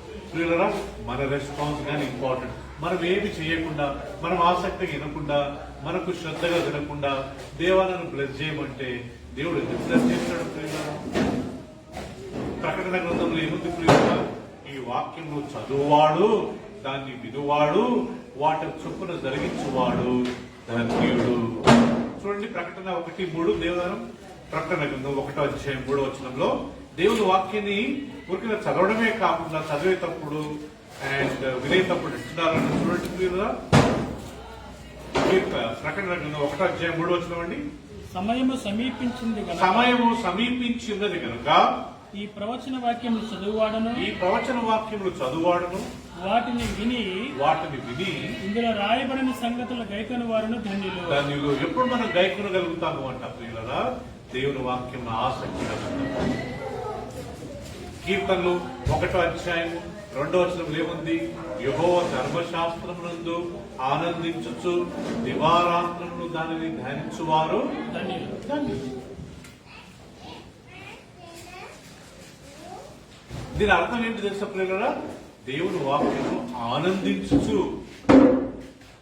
ఆనందించుచు దివారాత్రములు ధ్యానించుకోవాలి. అంటే వాక్యం వినేటప్పుడు ఆనందంగా ఉండాలి. మనకు ఇష్టమైన ఆహారం ఈరోజు సాయంత్రం మన మమ్మీ, మన భార్య, లేకపోతే మన సిస్టర్ ఈరోజు మనకు ఆసక్తికరమైన ఇష్టమైన ఫుడ్ తయారు చేస్తుంది అన్నప్పుడు ఆ రోజంతా మనం ఎంత సంతోషం. అలా దేవుని వాక్యం వినక ముందు ఆసక్తిగా ఆనందించచ్చు, సంతోషంగా. అరే బ్రదర్ అంట ఈరోజు వాక్యము, అరే సిస్టర్ గారు వాక్యం చెప్తారంట, కరెక్ట్ బ్రదర్ 11:30కి వాక్యం స్టార్ట్ చేస్తారంట, పదండి పోదము. అలా ఆసక్తిగా వచ్చి శ్రద్ధగా వినాలంట. మత్తయి సువార్త 13వ అధ్యాయం చివరి వచనంలో మంచి నేల విత్తనాలు పడ్డ విత్తనాలు అవి 100 30 60 100 ఫలించాయి. దాని గురించి యేసు ప్రభు వివరిస్తే ఏమంటాడంటే, వాక్యములు విని శ్రద్ధగా గ్రహించిన వారు. ఎట్లా వినాలంటారు? ఇంట్రెస్టింగ్ గా గ్రహించిన వారు. సో మొదట మనం చేయాల్సింది ఏంటంటే ప్రియులారా, దేవుని వాక్యం చాలా ఆసక్తిగా, చాలా శ్రద్ధగా చదివేటప్పుడు, బైబిల్ చదివేటప్పుడు కానివ్వండి, బైబిల్ మనం వాక్యం వినేటప్పుడు కానివ్వండి, ఫోన్లన్నీ బంద్ చేసుకొని కదా, పర్సనల్ గా మనం బైబిల్ చదివేటప్పుడు ఫోన్లు బంద్ చేసుకుని, లేకపోతే ఫోన్ ఎక్కడో సైలెంట్ లో పెట్టుకుని మన బైబిల్ చదివేటప్పుడు ఫోన్లు వస్తే డిస్టర్బ్ అవుతాయి కదా. ఆసక్తిగా, ఇంట్రెస్టింగ్ గా మనం దాన్ని చదవాలి. సిటీ స్టడ్ అని ఒక ఆయన క్రికెట్ ప్లేయర్ ఇంగ్లాండ్ లో ఉండేవారంటండి. ఆయన ఆఫ్రికా దేశానికి మిషనరీగా వెళ్ళి ప్రతిరోజు ఆయన బైబిల్ చదువుతూ కనీసం ఒక 30-40 సార్లు మోకాళ్ళ మీద బైబిల్ మొత్తం ముగించాడు. ఆయన 90 సంవత్సరాలప్పుడు ఆయన టార్చ్ లైట్ వేసి వాక్యాలను చదువుతూ బైబిల్ తిప్పి చూస్తా ఉన్నాడట. అప్పుడు ఒక ఆయన అసిస్టెంట్ ఉండి, ఏం సార్, ఏం మీకు కళ్ళు కనపడకుండా అంత ఆసక్తిగా చూస్తున్నారు టార్చ్ లైట్ వేసి అంటే, ఆయన అన్నాడంట, నా జీవిత కాలంలో ఇంకా నేను దేవుని వాక్యానికి ఎక్కడన్నా లోబడలేదేమో, ఏమైనా ఆజ్ఞలు మిస్ అయ్యానేమో, వాటిని చూస్తున్నాను అన్నాడంట. నాకు ఆ వాక్యం మీద చాలా మంచిగా అనిపిస్తుంది. కనీసం దాంట్లో కొద్దిగా శాతమన్నా మనకు ఆసక్తి ఉందా, మనం దాని ప్రకారం జీవిస్తున్నాం లేదా, అది తర్వాత పాయింట్ అండి. కాబట్టి ఫస్ట్ వాక్యాన్ని శ్రద్ధగా వినాలి, ఆసక్తిగా ఉండాలి, ప్రతి ఒక్కరూ ఇంట్రెస్టింగ్ గా వినాలి. రెండవది నిర్గమకాండం 15:26లో శ్రద్ధ, నీ దేవుడైన యెహోవా వాక్కును శ్రద్ధగా విని ఆయన దృష్టికి న్యాయమైనది చేసి. రెండవది మనం ఏం చేయాలంట, ఆయన దృష్టికి ఏం చేయాలా, న్యాయమైనది చేయాలి. ఆయన దృష్టికి న్యాయమైనది. ప్రియులారా, ఇక్కడ ఒక విషయం మనం గమనించుకోవాలి. మనం మనుషులుగా మనం చేసే కొన్ని విషయాలు దేవుడు అప్రూవ్ చేయడండి. దేవుడు వాటికి ఓకే అనడు. ఇప్పుడు కొన్ని గ్యాడ్జెట్స్ ఉన్నాయి ప్రియులారా, కొన్ని పరికరాలు ఉన్నాయి, ఈ మొబైల్ ఫోన్స్ ఉన్నాయి, అవన్నీ అయిపోయిన తర్వాత టెస్టెడ్ ఓకే అని లాస్ట్ ప్రాసెస్ లో ఓకే అని కొడతారు. అలా దేవుడు చాలా విషయాలు మనం చేసే పనులు ఆయన ఓకే అనడు. ఆయన దృష్టికి న్యాయమైంది మనం చేయాలి. నేను ఒకసారి చెప్పాను, మాటకు అందరు పిల్లలు ఉన్నారు, అందరూ గోల చేసుకున్నారు, దాంట్లో నా కూతుర్ను మాత్రమే నేను పక్కన పెట్టి తక్కిన వాళ్ళందరూ నేను గద్దించి, అయ్యి బుద్ధి లేదా, మీకు తెలివి లేదా, మంచి కూర్చోండి అని అన్నాను అనుకోండి ప్రియులరా, అది నా దృష్టికి ఓకే, ఓకేనా? ఎవరో లంచం ఇస్తున్నారండి, ఇచ్చేటోడు మంచిగానే ఇస్తాడు, తీసుకునే మనంగా తీసుకుంటున్నాము, మన ఇద్దరికి నో ప్రాబ్లం చల్తా, కానీ దేవుని దృష్టికి అది ఓకేనా? ఎవరో కట్నం ఇస్తున్నారు పెళ్ళినప్పుడు, నేను తీసుకున్నాను, కానీ నాకు ఆయనకు లోపల నడుస్తుంది, కానీ దేవుడు దాన్ని ఓకే చేస్తాడా? నాకు భయం వేసి, నేను పెళ్ళినప్పుడు మా అత్తగారి దగ్గర 50,000 తీసుకున్నాను. తీసుకున్న తర్వాత నేను ఎక్కడ వాక్యం చెప్పాలని అది అడ్డం వచ్చేది నాకు. ఇది 50,000 తీసుకున్నావు, నువ్వేం చెప్తావు రా బాబు. అప్పుడు ఒకసారి ఒక వాక్యం చదువుతుంటే, మీరు అన్యాయంగా ఎవరి దగ్గర ఏమైనా తీసుకుని అనిపిస్తే 20% కలిపి ఇవ్వమని ఉందండి. అప్పుడు నేను మా మిస్సెస్ చెప్పిన, అమ్మా మీ మమ్మీ దగ్గర 50,000 తీసుకున్నాము, దానికి 20% అంటే ఇంకొక 10,000, సో మీ మమ్మీ డాడీకి ఇద్దామని చెప్పి నేను ప్రియుల మొత్తం 60,000 రూపాయలు తీసి మా అత్త మామ గారి దగ్గరికి వెళ్ళి 60,000 ఇచ్చి, నన్ను క్షమించండి, నా పెళ్ళెప్పుడు నా దగ్గర ఖర్చులకు లేవు కాబట్టి నేను మీ దగ్గర తీసుకున్నాను, సో ఇది నేను తిరిగి ఇస్తున్నాను ఆంటీ అని ఇచ్చాను ప్రియుల. అలా వాళ్ళు ఇవ్వచ్చు, నేను తీసుకోవచ్చు, కానీ దేవుని దృష్టికి ఓకేనా? మా అత్త మామ ఏమనలే, నేను ఏమనుకోలే, కానీ దేవుని దృష్టికి ఓకేనా? అబద్ధాల ద్వారా కొన్ని సర్టిఫికెట్లు మనం నింపొచ్చు, ఆడ సర్టిఫికెట్ ఆఫీసర్ గాని మనం ఏదో పరిశోధిస్తుంది కాబట్టి తీసుకుంటొచ్చు, కానీ దేవుని దృష్టికి ఓకేనా? కొన్ని సర్టిఫికెట్లు చేసి అమెరికాకి వెళ్ళి, కొన్ని సర్టిఫికెట్లు చేసి వీసాలు పొంది, ఇవన్నీ దేవుని దృష్టికి ఓకేనా? మనకు ఈ లోకం ఒక్కటే నా ప్రియులారా, రేపు పరలోకం వద్దా, మనకు ఇంకొక లోకం లేదా, చనిపోతే ఇంకొక రాజ్యంలో మనం వెళ్ళాలని మనకు ఆసక్తి లేదా అని మనం ఒక్కసారి ఆలోచించాలి. ఇంకా సమస్తం ఇదే అనుకుంటే మనకు దేవుని రాజ్యం దొరకదండి. అందుకే హీబ్రూ 11:10 ఏముందంటే, పునాది గల ఆ పట్టణం కొరకు వాళ్ళు వేచి చూశారంట. అబ్రాహాము, ఇస్సాకు, యాకోబు, వాళ్ళు ఇక్కడ పర్మనెంట్ గా ఏం లేదు, అప్పుడు వాళ్ళు ఆ రాజ్యం కొరకు వేచి చూస్తూ ఉండేవారంట. నేను ఆ రోజు ఆపరేషన్ అయిన మొదటి రోజు నేను చనిపోయి ఉంటే నా కారు ఉంది కదా, ఏం చేసేవాడిని అండి, నేను తీసుకెళ్లేవాడినా? నా బట్టలు ఉన్నాయి, నేను తీసుకెళ్లేవాడినా? నా షూస్ ఉన్నాయి, నేను తీసుకెళ్లేవాడినా? మాట అంటున్నాను. సో పునాది గల ఆ పట్టణం కొరకు. అందుకే యేసుప్రభు ఏమంటాడు, మీరు ఈ లోకంలో ధనం కూర్చుకోవద్దు, దాచిపెట్టుకోవద్దు, ఇక్కడ దొంగలు పడతారు, ఇక్కడ చెదలబడతాయి, ఇక్కడ చిలుం పడుతుంది. పరలోకంలో మీ ధనాన్ని దాచుకోండి. పరలోకంలో ధనం దాచుకోవడం అంటే మీరు ఆ డబ్బును వీధులకు ఇవ్వండి, ఆ డబ్బును దేవుని సహాయం చేయండి. దేవుడు మనల్ని పరీక్షిస్తాడంట, మనకు ధనాన్ని ఇచ్చి వీళ్ళు ఏం చేస్తారో ఈ ధనాన్ని చూస్తాడంట. మీకు తెలుసా ప్రియులారా, సాలొమోనును దేవుడు ఆశీర్వదిస్తే సాలొమోను తన ఇంటిని 14 సంవత్సరాలు కట్టుకున్నాడంట. దేవుని మందిరాన్ని 7 సంవత్సరాలే కట్టాడు. అక్కడ ఆయన కింద పడడం ప్రారంభమైంది. He took 14 years to build his own house, but he built God's temple only 7 years. దీనికి ఇంపార్టెన్స్ తక్కువ, ఆయన ఇంటికి ఇంపార్టెన్స్ చాలా ఎక్కువ ఇచ్చాడు.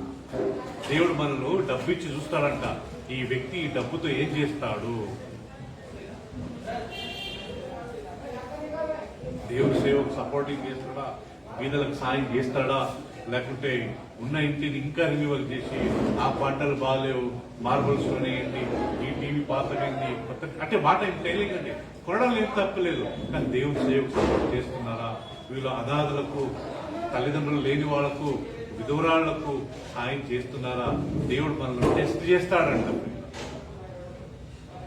అందుకే ఒక వాక్యం అంటాడు, ఈ ధనముతో, అన్యాయమైన ఈ ధనముతో మీరు పరలోక రాజ్యంలో స్నేహితులను సంపాదించుకోండి.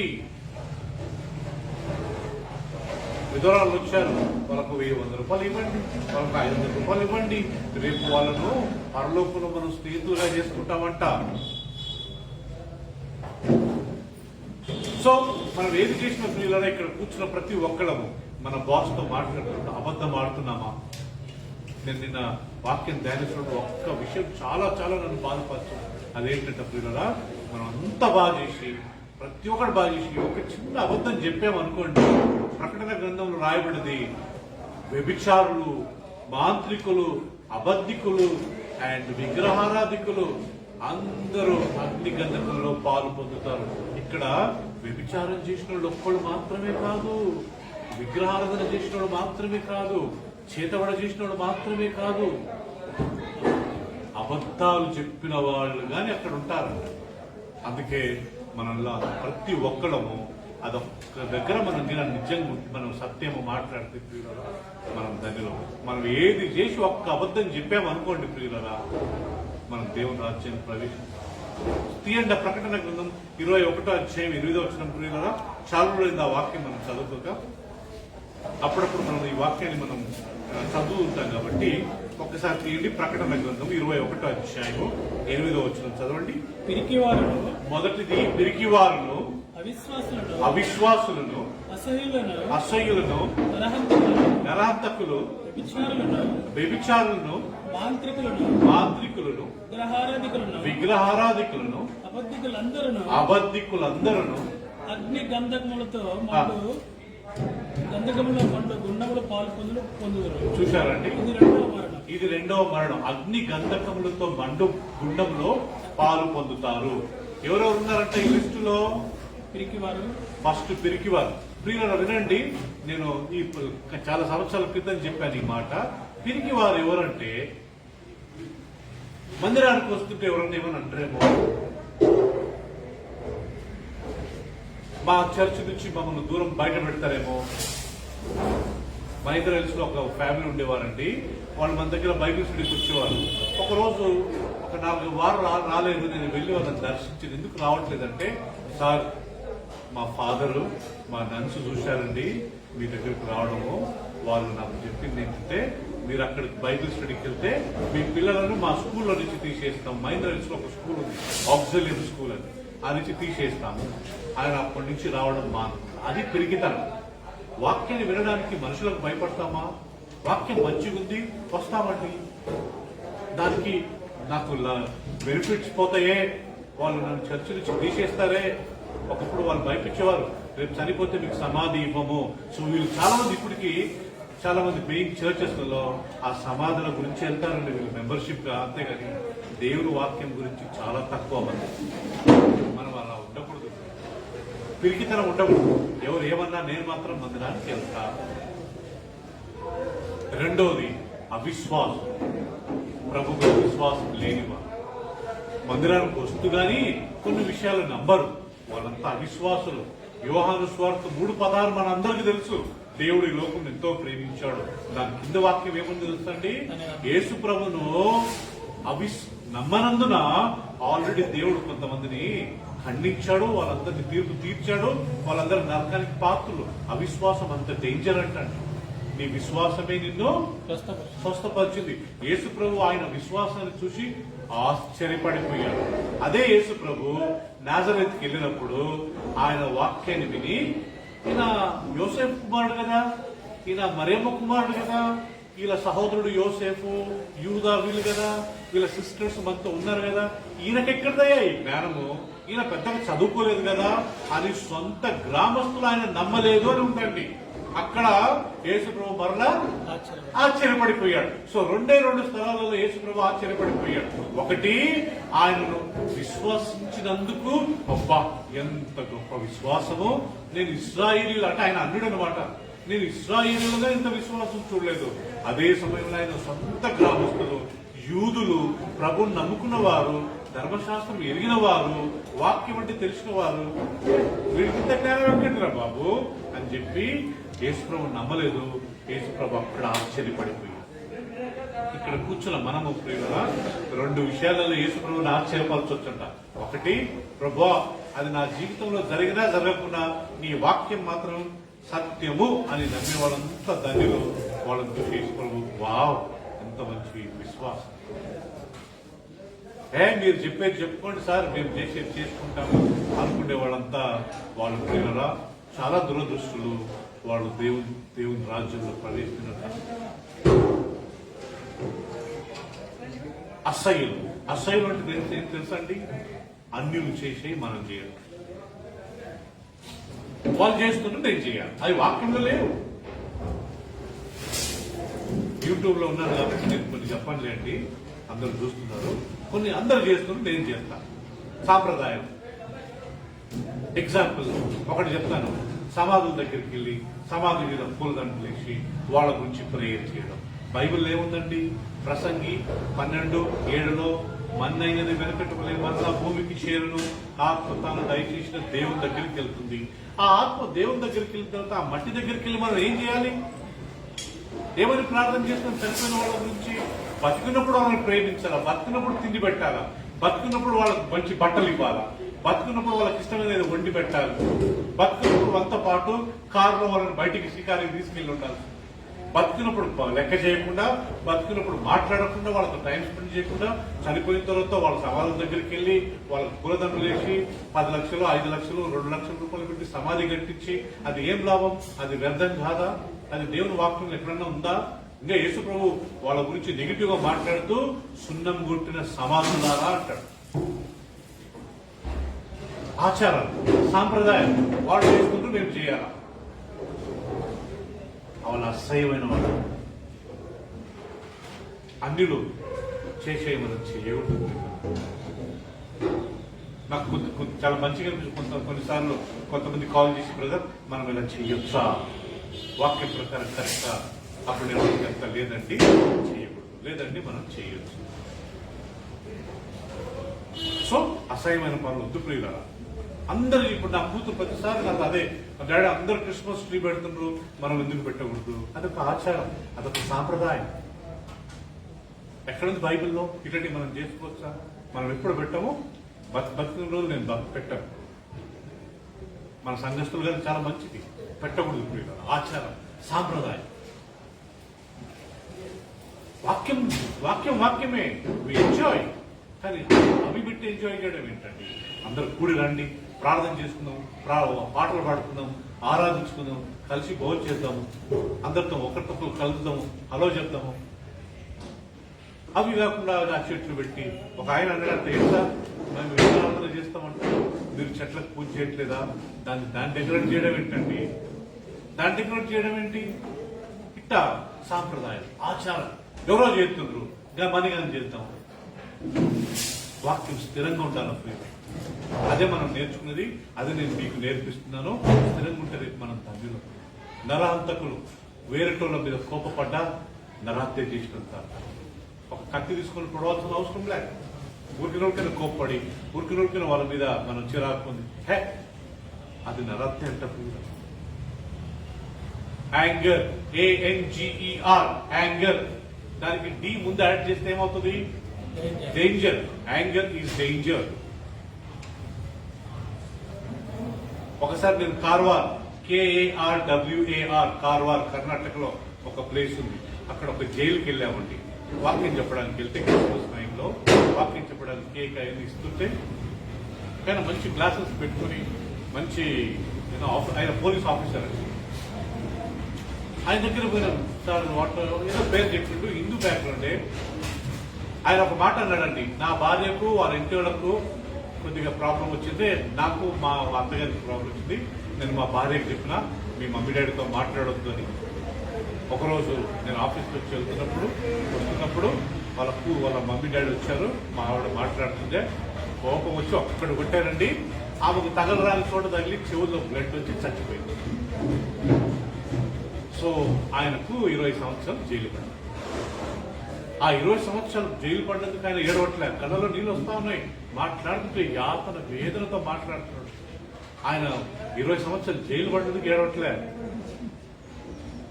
నా భార్యను చేతులారా సంపొచ్చుకున్నాను, ఊరికి ఆమెను కొడుకుని.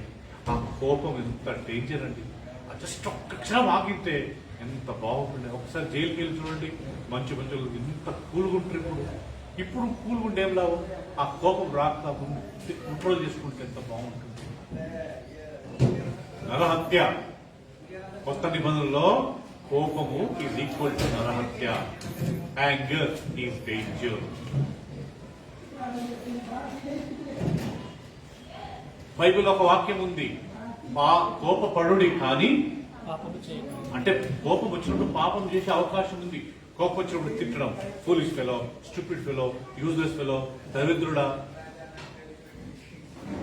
అది పాపం చేసినట్టు కాదా? అందుకే బైబిల్లో అయినతో పిల్లల మీద కోపపడండి, కానీ ఈవినింగ్ నాకు కోపపడి పాపం చేయకూడదు. ఒకవేళ బై ఛాన్స్ పాపం జరిగింది అనుకోండి, సూర్యుడు అస్తమించే లోపల మీ కోపము తగ్గాల. అంటే అర్థం ఏంటి? వాళ్ళ దగ్గరికి వెళ్ళి సారీ చెప్పండి. మన భార్య, మన భర్త, మన తల్లిదండ్రులు, మన పిల్లలు, మన సొంత సహోదరులు, మన సంఘస్థులు ఎవరన్నా మనం బాధ పెట్టాము, వాళ్ళ మీద కోపపడ్డాము, అనవసరంగా మాటలు అన్నాము అనిపిస్తే వాళ్ళు తక్షణం వెళ్ళి మనం వాళ్ళు చేపట్టుకుని సారీ చెప్పాలండి. లేదు నేను భర్తను, ఆమె ఆడపిల్ల, ఆఫ్టర్ నేను చెప్పడం ఏంటి, నేను 10 లక్షలు కట్టం ఇచ్చిన మా ఆయనకు అని మనం డిమాండ్ చేసుకుని మన కన్విక్షన్స్ మనం పాడు చేసుకుంటే ప్రియులరా, మనము ఎంత పాటలు పాడి ఎంత వాక్యం చెప్పి అంత పెద్ద ప్రాక్టికల్ గా లేకపోతే విగ్రహారాధన ప్రియులరా, విగ్రహాలు పెట్టకూడదు, శిలువ పెట్టకూడదు. మనము శిలువ పరిశుద్ధమైంది కాదు, శిలువ మీద చనిపోయిన క్రీస్తు పరిశుద్ధుడు. దొంగలు కానీ శిలువ మీద చనిపోయారు. రోమా దేశంలో శిలువ అనేది శిక్ష, ఎవరన్నా శిక్షించాలంటే ఒక గుర్తుగా దాన్ని వాడేవారు. 3 రకాల శిలువలు ఉన్నాయంట. ఒకటి టీ షేప్ లో, ఒకటి ఎక్స్ షేప్ లో, మూడోది నార్మల్ ఒక క్రాస్ ఉండేది. సో శిలువ పరిశుద్ధం కాదు, శిలువలో చనిపోయిన క్రీస్తు పరిశుద్ధుడు. అందుకే మనం క్రీస్తును ఆరాధిస్తాం కానీ శిలువలు కాదు. విగ్రహాలను చాలా డేంజర్. మనం ఫోటోలు పెట్టాల్సిన అవసరం లే. ఈ మన క్రైస్తవులకు మనం కొన్ని పెడుతుంటాం ఇళ్లలో, అవి కానీ మనం పెట్టకూడదు. మరి ఏం పెట్టాలా? ద్వితీయోపదేశం 6వ అధ్యాయం 6వ వచనం చదవండి కదా. ద్వితీయోపదేశం 6వ అధ్యాయం 6వ వచనము. మరి మన ఇళ్లలో ఏం పెట్టాలా అంటే Deuteronomy chapter 6 verse 6.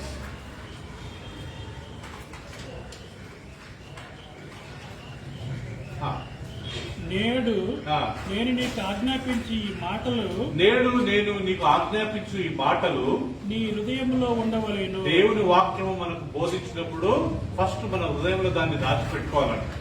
ఓకే, తర్వాత నీవు నీ కుమారులకు వాటిని అభ్యసింప చేసి, మన పిల్లలకు వాళ్ళని అభ్యసింప చేసి ఎప్పుడు నేర్చుకున్నాక ఎప్పుడు కాబట్టి నీ ఎంత కూర్చున్నప్పుడు, త్రోవను నడిచేటప్పుడు, పడుకున్నప్పుడు, లేచినప్పుడు వాటిని గురించి మాట్లాడగలను. చూసారా, మనం పిల్లలతో మన కార్లో పోయినప్పుడు, ఇప్పుడు మనం నడవం కదా, కార్లో పోతున్నాం, బైక్ లో పోతుంటాము, అప్పుడు మనము మన పిల్లలతో వాటి గురించి మాట్లాడాలి. ఫస్ట్ మన హృదయంలో పెట్టుకోవాలంట, రెండోది మన పిల్లలకు నేర్పించాలంట. పడుకునేటప్పుడు కానీ చెప్పాలంటండి, నాన్న ప్రేయర్ చేసుకోవాలా, మనం చనిపోతే దేవుని దగ్గరికి వెళ్తాము, ప్రేయర్ చేసుకోవాలా మన అట్లా ప్రతి పడుకున్నప్పుడు, లేచినప్పుడు, కూర్చున్నప్పుడు నడిచేది. మనిషి సామాన్యంగా చేసి 4 కదండి. నడవన నడుస్తాం, కూర్చుంటాము, నిలబడవన నిలబడతాము, పడుకున్న పడుకుంటాం. మీరు ఏది చేసినా అది చేయండి. దాని తర్వాత ఇంత నడుస్తున్నప్పుడు మాట్లాడను, చూచినగా వాటిని నీ చేతికి కట్టుకొనవలేను. ఓకే, వాచ్ మాదిరి ఒకటి నీ చేతికి కట్టుకోవాలి. అవి నీ కన్నుల నడుమ బాసికలే ఉండవలను. ఓకే, తర్వాత నీ ఇంటి ద్వార బంధముల మీదను, నీ గౌను మీదను వాటిని రాయవలేను. అదే అండి, మన గోడల మీద, మన ఇంటి ద్వారాల మీద, మన తలుపు మీద, మన గేటు మీద ఏముండాలా? దేవుని వాక్యం ఉండాలి.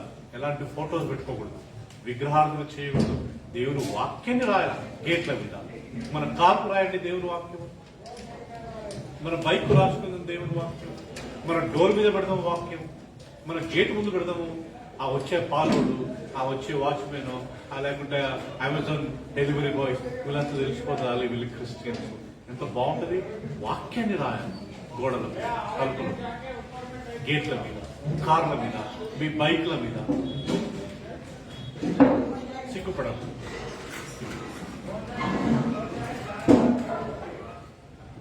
విగ్రహారాధన చేతబడ. ఓకే, మాంత్రికులు పరలోకానికి మాంత్రికులుగా వెళ్ళారంట.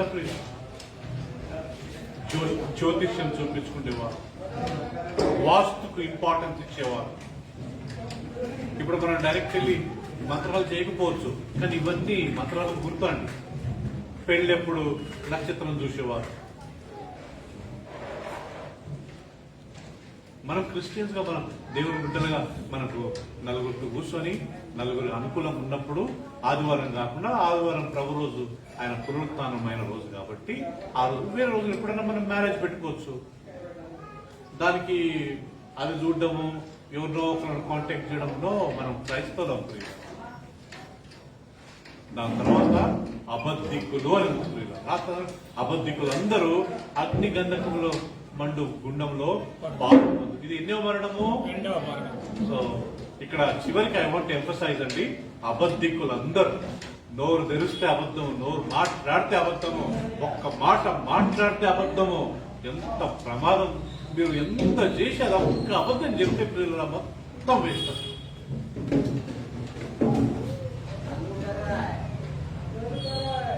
అట్టని మనం ఉన్న రాష్ట్రాలు బయట చెప్పమని నేను చెప్పట్లే, వాక్యం చెప్పట్లే. కొన్ని రాష్ట్రాలు మనకు ఉండడం తప్పేం లేదు, కానీ ఆ రాష్ట్రానికి అబద్ధంగా చెప్పామనుకోండి ఎంత ఘోరం. ఇప్పుడు వాళ్ళు రేపు నరకానికి వెళ్తారు. నేను విగ్రహాలను చేయలేదు, నేను వ్యభిచారం చేయలేదు, నేను నా భార్యకు నా భర్తకు చాలా నమ్మకంగా ఉన్నాను. కానీ నోరు తెరిస్తే అబద్ధం ఆడతావు కదా బాబు, నోరు తెరిస్తే అబద్ధం ఆడతావు కదమ్మా. వాళ్ళు వ్యభిచారులు మాత్రమేనా? కొంతమంది అయ్యా ఆమె క్యారెక్టర్ బాగాలేదు, ఈయన క్యారెక్టర్ బాగాలేదు, ఆయన ముగ్గురు చేసుకున్నాడు, ఈమె ఇద్దరు చేసుకున్నాడు.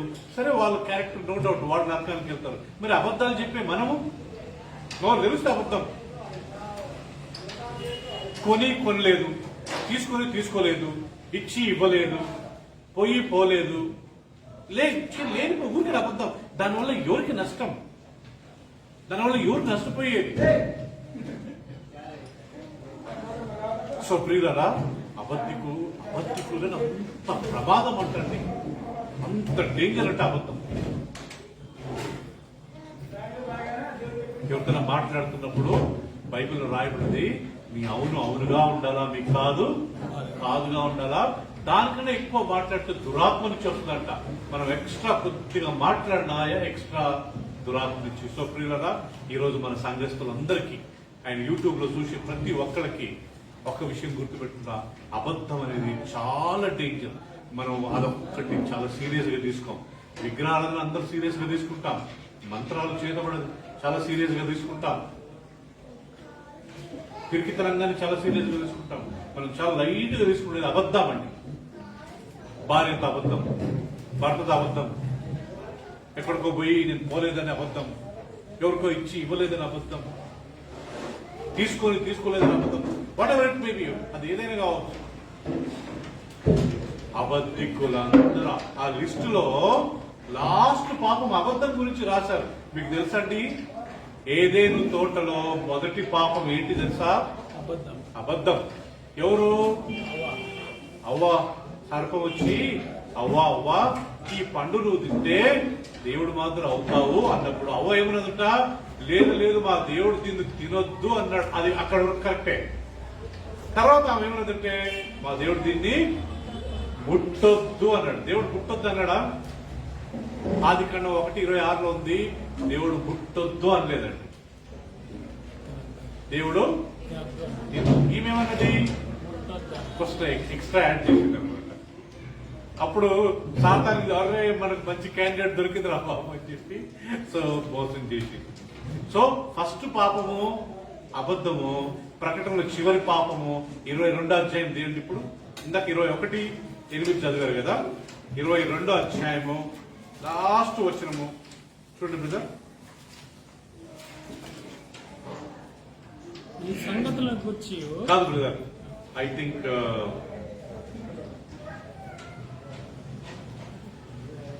15వ వచనమండి.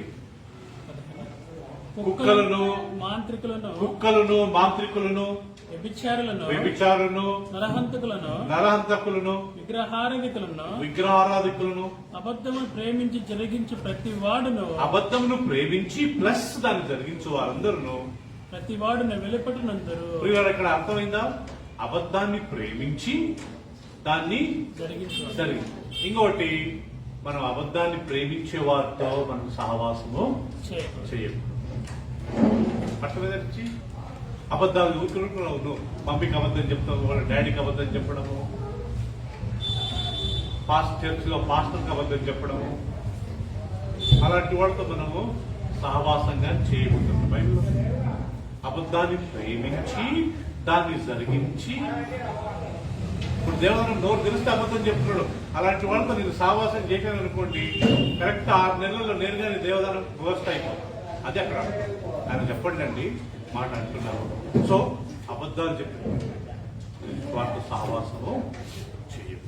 చూసారా, ఇక్కడ లాస్ట్ అధ్యాయం ఆల్మోస్ట్ దాని తర్వాత ఒక 4 వచనాలు ఉన్నాయండి. అక్కడ లాస్ట్ ఏమనుంది? కుక్కలు అంటే ఎవరు తెలుసా అండి, మీకు తెలుసా? ఒకటి పేతురు గ్రంథంలో రాయబడింది, కుక్క వామిటింగ్ చేసింది మరలా తింటుంది. అంటే దీని అర్థం ఏంటంటే, ఒక్కసారి పాపాన్ని విడిచి మరలా ఒక 10 సంవత్సరాల తర్వాత మళ్ళా దాన్ని చేయడము వాళ్ళంతా కుక్కలతో సమానం. పాత నిబంధన కాలంలో హోమోసెక్షువల్, పురుషులు స్త్రీలు వ్యభిచార పాపం చేసుకునే వారిని కుక్కలు అంటారు. There are 2 categories of dogs, కుక్కలు. ఒకటి హోమోసెక్షువల్, లెస్బియన్, స్త్రీలు పురుషులు పాపం చేసుకున్న కుక్కలు. రెండోది ఒక్కసారి నేను తాగడం మానుకొని ప్రభుని నమ్ముకుని బ్యాప్టిజం తీసుకుని మళ్ళా 10 సంవత్సరాల తర్వాత మళ్ళా పోయి తాగడము వాళ్ళంత కుక్కలు లాంటి వారని దేవుని వాక్యం స్పష్టంగా రాయదు. ఆ కుక్కలు దేవుని రాజ్యంలో ప్రవేశించరు. మాంత్రికులు ఇప్పుడే మనం చూసాము. దాని తర్వాత వ్యభిచారులు, దాని తర్వాత నరహంతకులు, దాని తర్వాత విగ్రహారాధికులు, దాని తర్వాత అబద్ధమును ప్రేమించి జరిగించు వారందరూ. ఇక్కడ ఒక్కటి ఎక్స్ట్రా యాడ్ చేసారు, కుక్కలు. తక్కినన్ని యాజ్ యూజువల్ ఉన్నాయి. ఏమైనా పాపం మానుకున్నామా, ఇక జీవిత కాలం అంతా దాన్ని మానుకుందాం, మళ్ళా దాని జోలికి కుదరదు.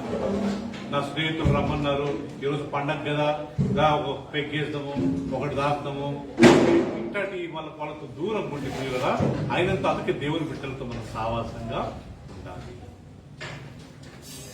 నీ దేవుడైన యెహోవా వాక్కు శ్రద్ధగా విని, ఆయన మాటలు శ్రద్ధగా విని, ఆయన దృష్టికి న్యాయమైనది చేసి, నిర్గమకాండంలో. మూడవది ఆయన ఆజ్ఞలకు లోబడే వారందరూ ధన్యులు.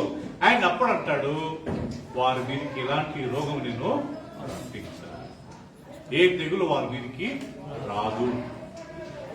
ఐగుప్తుల మీదకి రప్పించిన తెగులు నేను మీ మీదకి రప్పించను. దాని తర్వాత అంటాడు, నిన్ను స్వస్థపరచు యెహోవాను నేనే. సో ఇక్కడ దేవుడు మనల్ని స్వస్థపరచాలి అంటే ఈ 3 కండిషన్లు మనం అందరం చేయాలి. ఈ 3 కండిషన్లు చేయకుండా నన్ను స్వస్థపరచమంటే మేబీ చాలా రేర్ అండి. ఈ 3 చేద్దాం. వాక్యాన్ని శ్రద్ధగా విందాం, ఆసక్తిగా విందాం. వాక్యం చెప్పేటప్పుడు అటు ఇటు చూడకుండా, ఫోన్లలో ఆడుకోకుండా, మాటకొని అంటున్నాను, ఆసక్తిగా బ్రదర్ ఏదో టాపిక్ చాలా ఇంట్రెస్టింగ్ ఉంది, కొన్నిసార్లు బుక్లలో రాసుకోవడం ఎంత బాగుంటుంది ప్రియులారా. చాలాసార్లు నేను చెప్పాను, రాసుకున్న వాళ్ళంతా మంచి జ్ఞానవంతులు, రాసుకున్న వాళ్ళంతా లైఫ్ లో మంచిగా ఆత్మీయంగా ఎదుగుతారు. వాళ్ళు ఆత్మీయంగానే కాకుండా ఈవెన్ అదర్వైజ్ ఆల్సో. మన మధ్య రేవంత్ లేడు. రేవంత్ విషయంలో మాకు తెలుసు, అతడు ఎప్పుడు రాసేవాడండి. ఆయన ఇంజనీరింగ్ బుక్స్, ఇన్ని బుక్స్ ఆయన ఇంట్లో చూసాను. మంచి పాస్ అయ్యాడు, ఇప్పుడు ఇంగ్లాండ్ లో సెటిల్ అయ్యాడు. రాయాలంట. మన వాక్యం వినేటప్పుడు, చదివేటప్పుడు ఒక డైరీ పెట్టుకోవాలి. నా దగ్గర ఎప్పుడు ఒక డైరీ ఉంటుంది. నేను బైబిల్ చదివినప్పుడల్లా దానిలో రాస్తాను. మనం కానీ ప్రతి ఒక్కళ్ళు ఒక డైరీ తెచ్చుకొని, అలెగ్జాండర్ బ్రదర్ ఏదో టాపిక్స్ చెప్పారు, లేకపోతే ఆ వచనాలు రాసుకోవాలంట. ఇంటికి వెళ్ళిన తర్వాత అవి మళ్ళీ ఉండిపోతే, అది మన పిల్లలు అవి చూసినప్పుడు మా మమ్మీ రాశారు, మా డాడీ రాశారు, వాళ్ళు కాకుండా మనం మళ్ళీ దాన్ని చూసుకోవడం మైండ్ రెన్యూ కాదా? ఆసక్తిగా వినాలా, అయినంత వరకు రాసుకుని ఉండడానికి ప్రయత్నించి. వాక్యాన్ని మొబైల్ ఫోన్లలో నా మటుకు చదువుకోకూడదు ప్రియులారా. బస్ స్టాప్ లో ఉన్నాము, లేకుంటే ఏదో ఎక్కడికి వెళ్ళాము, అప్పుడు మొబైల్ వాడుకోవచ్చు. కానీ మందిరానికి వచ్చేటప్పుడు, ఇంట్లో ఆరాధనలో మనం బైబిలే వాడుకోవాలి. ఎందుకు చెప్పమంటారా ప్రియులారా? ఛార్జింగ్ అయిపోతే ఏం చేస్తాం? మనం అక్కడ ఎక్కడైనా అండర్లైన్ చేసుకోగలుగుతామా మొబైల్లో? ఇప్పుడు నాకు తెలుసండి, ఇప్పుడు నిర్గమకాండం 15:26 కరెక్ట్ లెఫ్ట్ సైడ్ లో ఉంటుంది, లెఫ్ట్ సైడ్ కొద్దిగా పైన ఉంటుంది వచనము. 1 యోహాను 1:9 మన పాపాలు మనం ఒప్పుకుంటే ఆయన నమ్మదగిన వాడు, నీతిమంతుడు. నాకు అలా తెలుసండి, ప్రకటనకు కొద్దిగా ముందు ఉంటుంది, చివరిలో కింద లెఫ్ట్ సైడ్ లో ఉంటుంది. అలా మనకు వాక్యం, మన బైబిల్ ఒక్కసారి మనం తీసుకుంటే మనం అండర్లైన్ చేసుకోవచ్చు దాన్ని వాడు. I respect everyone who bring their Bible while preaching, while coming to church. I have zero respect for people who come with their tabs to preach, who come to church with their tabs instead of Bibles. I have zero respect for them. Whatever అనుకోనివ్వండి, I have no respect for them. వాక్యం. సేవకుడు అంటాడు, వాళ్ళ mummy అన్నదంట, బేట నువ్వు ఈ వాక్యం నువ్వు రోజు బైబిల్ మందిరాన్ని తీసుకెళ్ళు, ఒకరోజు ఈ వాక్యమే నేను ప్రపంచమంతా తిప్పుతుంది. ఆయన సిగ్గుపడేవాడంట, బైబిల్ పట్టుకోవడం ఏంటి, అందరూ వెక్కిరిస్తారని. ఎవరికి బైబిల్ ఇక్కడ పెట్టిపోవడం కాదు, బైబిల్ ఇంటికి తీసుకెళ్లి మన బైబిల్ ఇంటికి మందిరానికి తీసుకుని రావాలి కదా. కొంతమంది చర్చలో ఇల్లు పెట్టేసి నెక్స్ట్ అంటే వీళ్ళంతా విషయాలు చూడండి, డోర్ చూడకుండా అదిగే ఈక్వలే. ఎందుకే అట్లా చేయకుండా బైబిల్ ఇంటికి తీసుకెళ్లాలా, మోసుకొని రావాలా, అది మనకు ఆశీర్వదకరం. అంతేగాని బైబిల్ పెట్టి మంచి డ్రెస్ పై ఇక్కడికి వచ్చిన తర్వాత బైబిల్ తీసుకోవడము, అలా ఇది పెట్టి ఎవరు చూడండి, ఎవరు చూడండి, నోటి ఎవరు ఏమనని నేను కానీ అనను, కానీ దేవుడు చూడడా, దానివల్ల మనకు ఆత్మీయంగా ఎదగడానికి మనకు ఆటంకం కాదా? సో ప్రియులరా, దేవుని వాక్యాన్ని ఆసక్తిగా విందాం. రెండోది, ఆయన దృష్టికి న్యాయమైందే చేద్దాం. ఆమె ఏమనట్లేదులే, నాకు కానీ ఏం ప్రాబ్లం లేదు, మన ఇద్దరం ఒప్పుకుంటే సరిపోదు. రేపు దేవుని దృష్టికి న్యాయంగా ఉండాలి. ఆయన లంచం ఇచ్చి నేను లంచం తీసుకున్నాను, నో ప్రాబ్లం అండి, ఆయన కంప్లైంట్ ఇవ్వలేదు, నో ప్రాబ్లం. కానీ దేవుడు ఒప్పుకుంటాడా? వాడు 10 లక్షలు ఇస్తామని మా బాబు పెళ్లికి నన్ను తీసుకోవడం కరెక్టా? దేవుడు ఒప్పుకుంటాడా? మనుషుల అప్రూవల్ కాదు ఇప్పుడు మనకు కావాల్సింది, మనం దేవుని బిడ్డలం కాబట్టి దేవుని అప్రూవల్ మనకు కావాలి. అందుకే ఒక వాక్యంలో ఏముందంటే, నేను మనుషులను మెప్పించేవాడనా దేవుని మెప్పిస్తున్నానా? నేను మా మనుషులను మెప్పించేవాడినైతే క్రీస్తుకు దాసులను. మనం ఇన్ని సంవత్సరాలు దేవుళ్ళు ఎదిగి ఆ చిన్న ఒక అబద్ధాలు, ఆ చిన్న ఒక్క పాపంకు దూరం అయిపోతామా ప్రియులారా? ఈరోజు రాత్రి చనిపోతే ఎక్కడికి వెళ్తాం ప్రియులారా? వద్దా మనకు దేవుని రాజ్యము, పరలోకం వద్దా? యుగ యుగం వరకు నరకంలో యాత్ర పడదామా? నేను 17 సంవత్సరాలు తీర్మానం తీసుకున్నాను, ప్రభువా నాకేమొద్దు, ఈ లోకంలో బ్రతుకున్నట్టు ఈ సేవ చేయాలి. 17 సంవత్సరాలు ప్రియులారా, నాకు వయసు 10th పాస్ అయ్యాను, సేవకు వచ్చింది. అప్పటి నుంచి ఈ రోజు వరకు అఫ్కోర్స్ నా మినిస్ట్రీలో చాలా ఫెయిల్ అయ్యాను, చాలా స్టూపిడ్గా మాట్లాడాను, మూర్ఖంగా ప్రవర్తించాను. కానీ ఇప్పటికీ ఆసక్తి, నేను దేవుని రాజ్యంలో ప్రవేశించాలా, ఆయన సేవ చేయాలా, ఆయన కొరకే జీవించాలా. అందరూ వేరేటోళ్ళు వేరే వేరే సంపాదన చేస్తుండ్రు, నేను వద్దు ప్రభువా, నేను నీ సేవ చేయాలా, వాళ్ళకు నీ వాక్యాన్ని చెప్పి మంచి మార్గంలో నడిపించాలా. నాకు చాలా ఆసక్తి అండి, చిన్నప్పటి నుండి 10 సేవ చేయాలా, ఇద్దరికి వాక్యం చెప్పాలా, మందిరం నడిపించాలా. సో మీరు కానీ ప్రియులా ఉద్యోగం చేసుకుందాం, జాబ్స్కి వెళ్దాం, మన బిజినెస్లు చేద్దాం, చదువుకుందాం. అట్ ద సేమ్ టైం దేవునికి ఇవ్వాల్సిన గౌరవము, మర్యాద మనం ప్రాక్టికల్ గా లేకుండా మనం ఎంత పాటలు పాడినా, ఎంత ఇది చేసినా అది అర్థమే. మనం స్వస్థపరిచేది యెహోవానే. మనం స్వస్థపరిచే ముందు మనం గుర్తుంచుకోవాల్సింది ఏంటంటే, మనం కానీ చేయవలసిన బాధ్యతలు చాలా. మన రెస్పాన్సిబిలిటీ మనం చేయకుండా, మన జవాబారి మనం చేయకుండా, నువ్వు అన్ని చేయి ప్రభు అంటే అది ఎలా సాధ్యం? వాక్యంలో అది సాధ్యమేనా? దేవుడు ఇస్తాడా? ప్రతి ఒక్కరు ప్రపంచంలో మూలలో ఏ మూలలో ఉన్నా ప్రతి ఒక్కరికి వాక్యం వర్తించదా? ప్రతి ఒక్కరికి వర్తించదు. ఆయన తన వాక్కును పంపి వారిని స్వస్థపరచెను. ఆమె ప్రార్థన చేసుకున్నాం. పరిశుద్ధుడా, నీ కృప, నీ దయ మాపై కుమరించి ఈరోజు నీ వాక్యంతో మాతో మాట్లాడినందుకే వందనాలు. మేమందరం ప్రభువా ప్రాక్టికల్ గా జీవించాలని మా ఆశ. పిరికితనము, పిరికివారు, అవిశ్వాసులు, అసహ్యులు, నరహంతకులు, మాంత్రికులు, వ్యభిచారులు, అబద్ధికులు, ఈ లిస్టులో మేము ఉండకూడదు. కుక్కలు, ఈ లిస్టులో కానీ మేము ఉండకూడదు ప్రభువా. మేము ఇప్పుడు యెహోవా వాక్యములు దివారాత్మను ధ్యానించి ఆనందించి ధ్యానించి వారికి ఉండాలి. ప్రకటన 1:3 రాయబడ్డట్టుగా ఈ వాక్యములు వినువారు, దాన్ని చదువువారు, దాని ప్రకారం జరిగించువారు ధన్యులు. ఆ యొక్క లిస్టులో మేము ఉండాలి. ఆయన నిర్గమకాండం 15:26 మేము చదివినట్టుగా దేవుని వాక్యాన్ని ఆసక్తిగా విన్నవారుగా, నీ దృష్టికి మేము న్యాయమైంది చేసేవారుగా. మూడోది ప్రభువా, నాయన నీ ఆజ్ఞల ప్రకారం మేము జీవించేవారు. అప్పుడు మీ వాక్యంలో సెలవిచ్చినట్టుగా నాయన మీకు ఏ రోగం రాకుండా, ఐగుప్తం మీదకి రప్పించిన ఏ తెగులు మీదకి రాకుండా నేను మీకు సాయం చేస్తాను. ఇదిగో నిన్ను స్వస్థపరచు అని నేనే అన్నారు. Thank you so much father. ఈరోజు 9 నెలలు నా జీవితంలో నేను ఆ బైపాస్ సర్జరీ అయిన తర్వాత నన్ను కాపాడి ఆల్మోస్ట్ నేను March 19th Prabhu I was operated but till today almost 9 months completed. నన్ను స్వస్థపరిచింది మీరే ప్రభు. థ్యాంక్ యూ ప్రభు. ఇంకా మేము నిన్ను ప్రేమించేటప్పుడు నేను మా అందరం ఇక్కడ కూర్చున్న మేమందరం తండ్రి నిన్ను ప్రేమించి నీ ఆజ్ఞల ప్రకారం జీవించి మేమందరం రేపు నీ రాజ్యంలో చేరే బిడ్డలుగా మమ్మల్ని చేయమని నీకే వందనాలు స్తోత్రాలు చెల్లిస్తూ విన్న మేమందరం రేపు నీ రాజ్యంలో చేరాలి. మా అందరికి సాయం చేయమని యేసయ్య అతి పరిశుద్ధ నామములో ప్రార్థించి వేడుకుంటున్నాను.